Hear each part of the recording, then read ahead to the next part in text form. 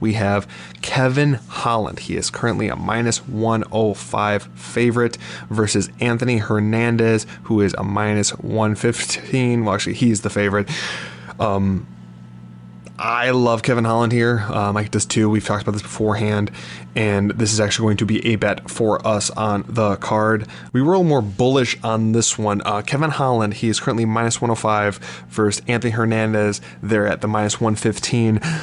Loving Kevin Holland here in a major way. I'm going to say how much we are betting on him and where we're at with him. Then I'm going to pass it to Mike because he's a little more eloquent on Kevin Holland's skills.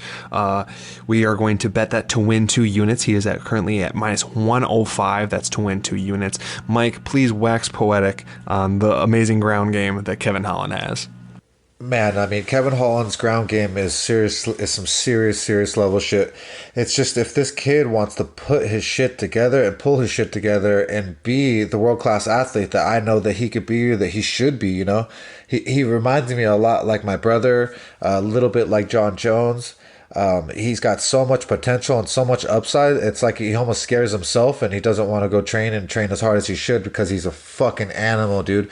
And when he displays the world-class jiu-jitsu that he has on the ground, people are going to start talking about him. And I think this might be the situation here.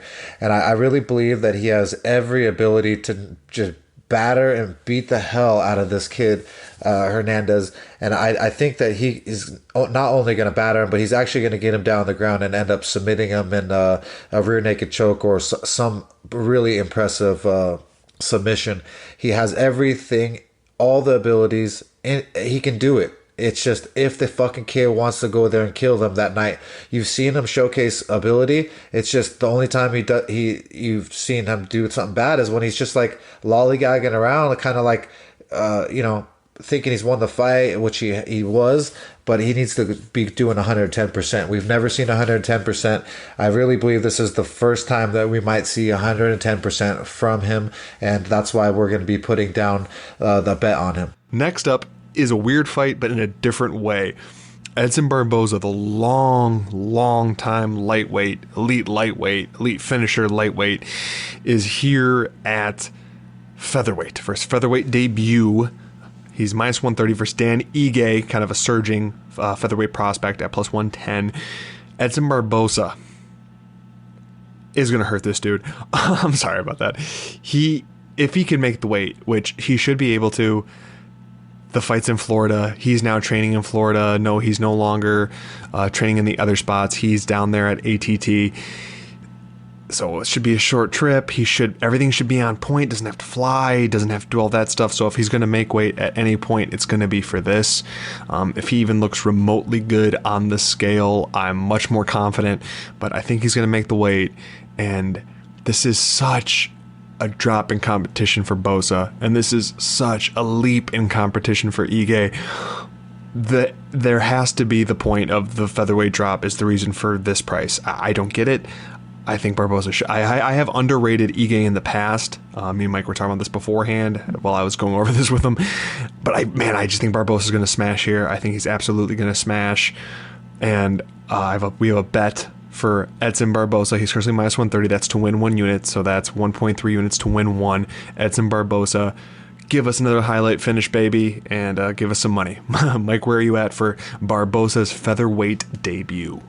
Well, Edson Barboza has been known for the most vicious leg kicks ever, and he's world class at everything that he does. He's trained with Frankie Edgar, who's got that world class wrestling, who he's learned and absorbed and adapted with. And I just don't see where Ige is going to have the advantage over Barboza. Barboza should win this fight and be able to batter Ige and win this fight easily. And if he doesn't, it's only because he didn't want to, and that was clearly on him. But I don't see Barboza doing that. He's came in there to fight every single time he's ever came to fight, and he's coming there and he's going to do some damage. So I expect Barboza to go in there and throw some vicious leg kicks, be just as aggressive, and be able to end the night of this kid, because Ige's good, but he's not world-class good. And I hate to say that, but Barboza's done his time. He's put in his work, and he's going to come in there and finish him. That's why we're going to bet this money to win that 1 unit. In the main event, Walt Harris. It's minus 160 versus Alistair Overeem at the plus 140. This is Walt Harris's first fight back since the guess, kidnapping and then ultimately murder of his stepdaughter. So 100% unsure where his head is at, and obviously everything else going on. Alistair Overeem is coming off the loss to Rosenstrike, where in a fight that he was winning the entire fight, basically, and then got destroyed in the final seconds, which was rough. I'm not going to do the breakdown on this fight. I'm going to give it to Mike because this is going to be a bet for the podcast, and I am backing this bet, but Mike is the one that brought this bet forward, so it's only right that Mike breaks it down. Mike, where are you for the main event of this event, Harris versus Overeem? Well, I'm on that Walt Harris train, and I'm going to be on that train until he proves me wrong. I think that he's going to batter Overeem. I don't think Overeem has any chin left. He's always scared to get hit. He's always moving awkwardly backwards. And, when you're moving like that and being a little girl, you're going to end up getting clipped and you're going to end up getting knocked out, especially in this upper echelon. And I really believe that Walt Harris is pissed off that his daughter died. He's fucking furious. And he's going to unleash a big old Godzilla on this fool. And Overeem's going to literally end up just like Jairzinho Rosenstruck did last weekend and end up sleeping. So as a quick review, again, obviously, second everything Mike said about Walt Harris, he convinced me. I was on the fence with this one, but you know what? He's absolutely right with where Harris is at and Overeem's chin and all of that. If you like this clip, remember to like, subscribe, and comment. We want to hear from you. Let's roll.